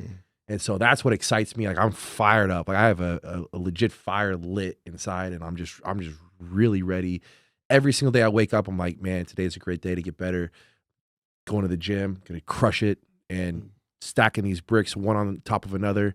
I'm really excited for this year. I'm not even thinking about November yet. I'm just thinking like each day I'm embracing it and just taking it head on. So. Well, I'm pretty excited because now you get to also start planning out all the really cool, fun stuff, which is going out and seeing all of the different bands around the world because we are putting the whole complete schedule together. So Arnold Classic, obviously, being there. But also we are going to be doing some store appearances we're going to be announcing. We're going to do some worldwide tours. So now Derek gets to embrace the fact that he has placed top 2 in the world and be able to do some of those things. So that's going to be, we're going to try to make the best of it now. So we're just sitting down. A lot of that stuff's not going to happen until like probably it starts in March. Yeah. I know for me, I March at the Arnold, but then after that we have a bunch of other different events. We're going to possibly even try to get to Brazil. So there's some different, It's been one place I've been wanting to go. You know that. Yeah. Well, again, besides the Persian fans out there, the other fans are the Brazilians. The Brazilians love their bodybuilding. So they love bodybuilding. Yeah, and I've booked a lot of things myself too. Obviously we'll be going together and I'll be bringing Evogen everywhere I go. And we'll be able to keep everyone posted on your Instagram, YouTube, my YouTube, Instagram. So just that's where you can see us, know where we will be. Yeah, and for those of you that don't follow Derek on his YouTube, he's been doing a phenomenal job with Trevor. They did a great job being able to really get the essence of the Olympia prep. He stayed with you. You guys shot film during the whole entire prep. And then on top of that, you guys continue to put out some amazing content. So again, I'm not just saying this because you're my athlete, but I just honestly think that you're doing a great job with your social media as well as your YouTube page. So But we're having fun with it, and huge shout out to Trevor. I mean, he's the man, you know, and he makes it easy, makes it fun, and everyone that has followed along, subscribed, and commented, send me messages and stuff like that. It encourages all the time to keep doing it, and we're, like I said, we're just having fun. Like, we don't feel like the pressure, like, oh, we have to put something out or we need to come up with something to do. We're just doing it, and I think that that's what people feel and resonate with. And I really feel like we're building a positive community of you know, hardcore bodybuilders who want to build camaraderie with one another and push and support one another. Because my favorite comments aren't just the ones like, "Oh, Derek, good, congrats to the Olympia." Like, I appreciate those too, but I love seeing each other, like people pushing each other. Like, if someone says like, "Oh, going to the gym today," and another person comments like, "Oh, go crush it, man, have a great workout." Like, I love seeing that camaraderie building in our community, and that's what fires me up. That's awesome. Let me ask you this. I do want to talk a little bit about the Arnold Classic. Now that the prize money has been raised to 300 grand, we got some people that have jumped in. So Nick Walker has decided to jump in. Rumor has it, Big Rammy is considering jumping in. I don't know if it's 100% yet, but rumor mill says that he might still jump in. The other person, William Bonac, has also. Andrew Jackson there too. Andrew Jack is another very, very great, amazing bodybuilder. And I feel that I want to talk a little bit about this. I know you're not controversial. I'm not going to say I try not to be, but I want to hear what you think about that lineup. It's much better. And I think that was the other thing, the reason why a lot of people wanted to see you do it. Because when they said, oh, it's only Sean Clarita, it's only, Samson Dowda. And that pisses me off because, first of all, those two are amazing bodybuilders. You got a guy who just came back and won. And, to me, it's actually a pretty stacked lineup. It is now. Yeah. It is now. Even then, it's still, I would have liked to watch it, but now you're going to get what you want. They threw 100 grand extra, and you got a bunch of people in there that are jumping in that were not considering doing it before. And with this more stacked lineup that you and I both agree on, I still think that guys like Samson, even though Nick is considered number 3 in the world right now, that can give him some problems. I think that depending on how he looks, where he peaks, I think Samson can definitely, he's a big boy. He can definitely push that entire lineup.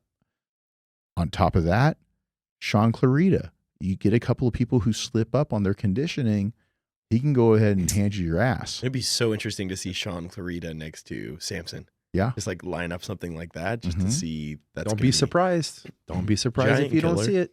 Yeah. And Nick Walker on the other side. Yep. Yeah. So I'm predicting that as the call out right there. I think that's going to be one of the top 5 call outs. Right. Top predictions, dark horse. Go. Ooh, go ahead. Oh, you're putting me on the spot. Okay. You're the one. You're the one. Well, first of all, I think people out there that are making comments about, at first, it's a weak lineup. I think people were just so excited about this year's Olympia with how it turned out and everybody showing up this year. I think people wanted to see it again, 2 months later. And a few of us not doing it is just they wanted fans. Mr. Olympia 2.0. Exactly. That's what they wanted. They wanted to let's roll it back. Exactly. And that's what they wanted to do. Yeah. Obviously, the Olympia is the Olympia, and I'm still waiting for you guys to make a decision, move the Olympia to September, try to get that going. Hey, but keep it in Orlando because that's my backyard and I like it. I don't agree. I don't like Orlando. Go back to Vegas. Vegas is amazing. Yeah. Make sure you get a good backstage though, so that we don't have to end up having a postage stamp back there. But bring it back to Vegas. 2023 Orlando, 2024 back to Vegas in September. Hopefully that's what's going to happen.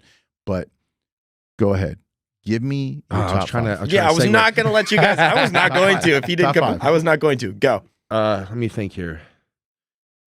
I'm gonna say Samson, and this is no order. Samson, Nick, Bonac, Clarita. How many is that for? You know what? There's 2 guys that come to mind. I see Kamal almost every day at the gym. By the way, you're the one that talked him into doing it. Didn't you? I am. Because you know why? You talked him into doing it. Because I saw him in Tampa. Yeah. And with him having a few extra pounds, that added size, Right. he looks really, really good. I think him coming back down to the 212 this year, he was a little bit more deflated compared to like the Tampa. And I think for me as a fan, I really wanted to see him and Sean stay next to each other with him having that extra few pounds. I think it was going to be really exciting for me as a fan to watch. And I think that's going to be a great battle too. So having two former 212 Mr. Olympias, one current reigning, I think that's a super exciting lineup there. So I could either that battle right there. This is what I want to talk yeah. about. So let's talk about this. You got two guys yeah. who've both excelled against open guys. Yeah. And Sean Clarita, now two-time Olympia winning 212 champion. Then you have Kamal, who's won the Olympia before. Yeah. Now it's going to be interesting because normally you say, okay, well, Sean won the 212. Well, now Kamal doesn't have a weight limit. Exactly. Yeah. So this is the subplot. Kamal comes in. That's what I'm saying. 5 to 7 pounds heavier. Yeah. What's he going to look like? Because Sean, as much as he's going to try to put a little bit more weight on, he's still well under that weight. He's still well under it. So Yeah. it's not like if he was going to be able to do it, he would have already done it. Yeah. But he's not going to be able to grow into the show that much. He can get a little fuller, but you're not going to put on a decisive amount of muscle tissue between the Olympia and the Arnold, 8-9 weeks difference. So he's going to try to be able to just tighten things up, get a little rounder, do whatever he needs to do in terms of manipulation. If he wants to go a little fuller, whatever he feels is going to be able to get that next level. Can I ask you something real quick Sure. about Sean? From your perspective, if Sean comes in fuller, does it hurt him or does it help him? I think that it's not a matter of fullness. I think he needs to try to do the best he can to be able to create as much separation as possible. And if he does that, that's what's going to help him excel. I agree. So that's the thing. Now, Kamal. If you look at Kamal, now Kamal doesn't have to sit there and suck down to 212. He's going to do what's best for the look and not what's best for the look in a certain weight class. So now that's what makes him dangerous. Yeah. Because he can go to 217, he can go to 216. And that's exactly how I talked him into doing it. Well, I'm like, I did, because I'm like I said, I saw him in Tampa and he looked good, man. And I'm excited for that battle. yeah. And so that these are these subplots that we're talking about. Now you turn around. So did you give your so you said that was top 5, but okay. But the thing is like I'm not saying that Andrew Jacked isn't going to be the top 5. I left him out, but like those are 6 guys that I have in my head that I'm really excited to see matched up together. Yeah.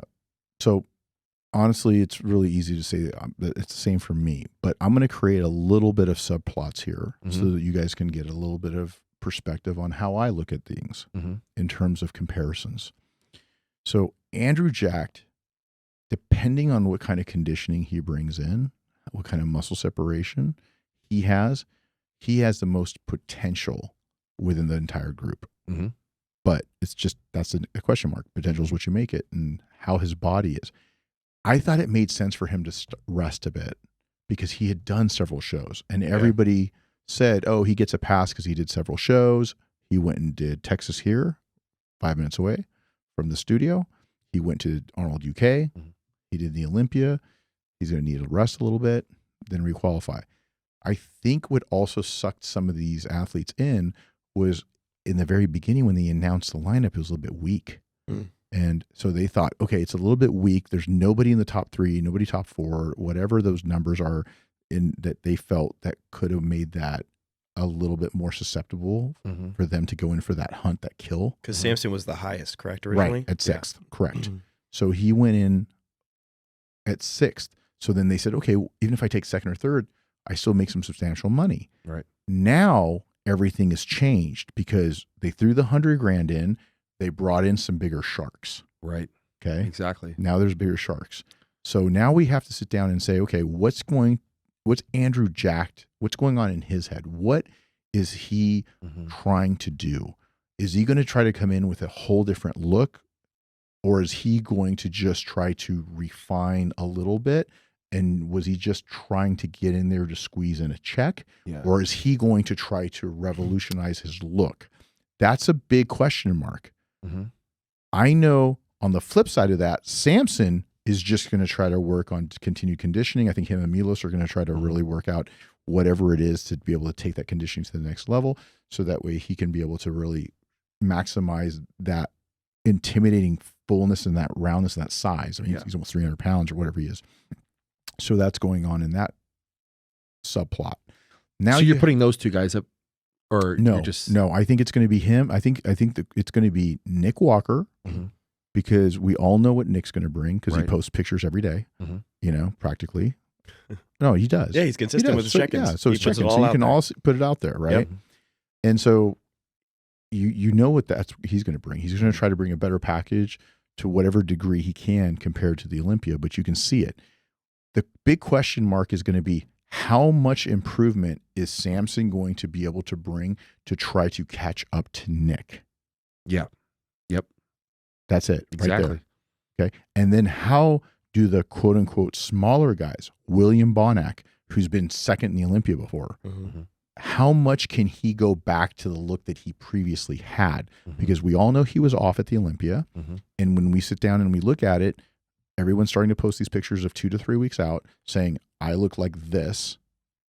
But at the end of the day, you brought this. So now compared to what you look like on stage, how much more improvement are you going to bring? Not what you look like 2 or 3 weeks out, because sometimes 2 or 3 weeks out, if you've made some detrimental changes, you might not get back to that look until you get back into a whole, off-season prep. Yeah.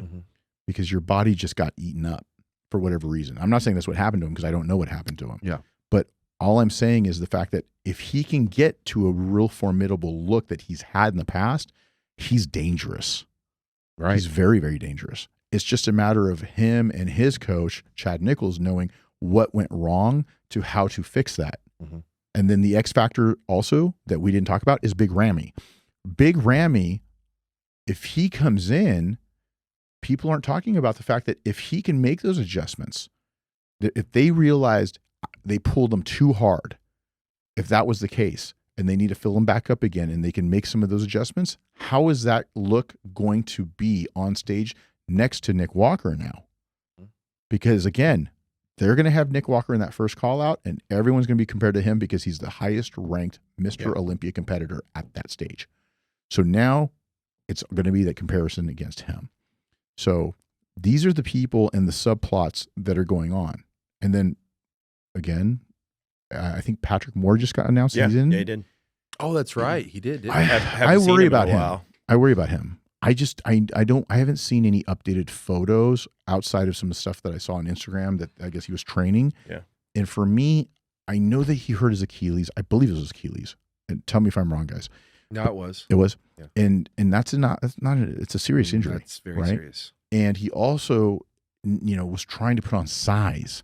And it's really difficult. And to jump into a show like this, I wouldn't do it. I'm just, again, he might turn around and crush it and make my suggestion completely obsolete and insignificant. But I would just say, okay, let's start back up and build the foundation with a smaller show and bring it up a little bit to probably get some confidence. Let's give him that ring rust out, get that stage rust out that you haven't been on stage and bring it up. But again, if he's made some really dramatic improvements, which he might have, because again, I haven't seen his physique. He hasn't done any physique updates that I know of. I've only seen some training stuff with him and he didn't look particularly big. But again, if he looks really nice when he takes his clothes off, it could be a different story. Sure. But I said, okay, that's interesting to see Patrick Moore in there. So, and he's got a beautiful physique, by the way. Yeah. And the thing that sucks about him is he's kind of a tweener, right? Because I think a lot of people were like, because if he doesn't grow a lot, maybe he can suck down. So he was kind of like, okay, if he just sucks down, he might do better as a classic, but he's still too big for that. Yeah. So I think that's kind of like the hard part for him. But looking at the whole lineup, it's going to be interesting because you do have some heavy hitters in here. And I think that when you look at the subplots, people are going to want to watch the show. Oh, for sure. Definitely an interesting show. Especially like these last couple guys that jumped in. Yeah. I'm excited. I'm excited to be there. I'm excited to be a fan and be able to watch this show, you know? And like you said, we're going to have the Evogen booth there at the expo. So it's going to be really exciting for me to be able to see everyone there, especially me being a Midwest guy coming from Indiana. I hope to see everybody coming out and catch a word. Yeah. So it's going to be a good weekend for sure. You got anything to finish off with, brother? No, I was just taking it all in. I was just Yeah. hearing the predictions and stuff. You know, What's your thought? You didn't give your thought. You weren't going to let me go. What's your thought? Yeah, I mean, I'm not going to Yeah. crash the internet. I know everybody's dying to hear what I have to say. Give us He's the something one that's going to juicy walk here. around. He's going to walk around and everyone's going to hate him. He's like, oh, you just talk crap about me. Yeah. You didn't have me in the top three. You didn't have me in the top three. That's why I don't even like to give number predictions. Just Yes. Yeah. here's some formidable challenges to one another Who's when they're competing. top three? Here's what I'll say is I really, really like underdog stories. Not even underdog stories, but I think I heard it the other day. It's not an underdog. It's an underrated champion. Ooh. I like those kinds of stories, storylines. And I would say that you were one of them because at the beginning of Morning of the Olympia, somebody's like, where do you see Derek? I'm like, top three. They're like, nah, it's ridiculous. I'm like, oh, okay. I like those storylines. So I would say that like I just like thinking about those and hyping those up because it's like what could happen. That's kind of how I go into shows. So with things like this, you know, like I like thinking about like what would happen if Clarita showed up and just like blew everybody out of the water when there's somebody like Andrew Jacked or When know, hasn't Samson. Clarita showed up? That's the thing. That's what I'm saying. But like, you know, like what are they going to value at that show when Samson is not too far from almost double his size? Right. You know, like that's insane to think about. So that's kind of where I stand. So I'm not going to give specific numbers and things like that. But like I like the what ifs because again, you said Nick super consistent. You can kind of have an idea of what they're going to look like and things like that. But I like the mysterious dark horse kind of thought process of what could happen. Do you if think that Clarita there's a came in. clear-cut winner? If I had to say, I would say Nick. Okay. If I had to, if I had to, I'd because say again, Nick. the ranking, he's won the Arnold before. Yeah. He's top 3 at the Yeah. Olympia. He's consistent. So he's definitely the big dog going into the show. Yeah. Now the question is, can Samson improve enough to push him? Yet to be determined. I'm excited. Yeah. This is going to be a good show. It's going to be a great show. There we go. Oh, It's going to be a great show.